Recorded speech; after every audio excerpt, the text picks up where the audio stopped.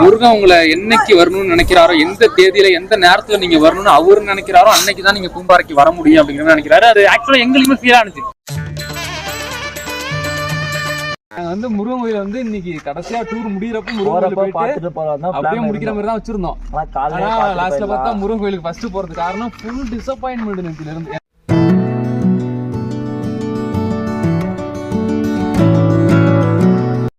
வாங்கம்மா, வீட்டுக்காரர் என்னமா பண்றாரு? விளக்கு மாதிரி பின்றாரு. சரியாவாயா?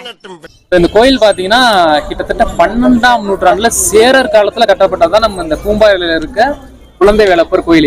இந்த கோயில்ல இருக்க சிலையை யாரு உருவாக்கி இருக்கிறாருன்னா, இந்த இடத்துல உட்காந்துட்டப்போ ஒருத்தவங்க இந்த இடத்த சாமியா நினைச்சு கும்பிட்டு இருந்தாங்க. என்னன்னு கேட்கறப்போ சொன்னாங்க, இது இந்த 12 வருஷத்துக்கு ஒரு தடவை பூ பூக்கும் இல்லையா, குறிஞ்சி செடி, அதுதான் இதுங்கிற மாதிரி சொன்னாங்க. இதையும் சாமியா நினைச்சு இந்த இடத்துல வழிபட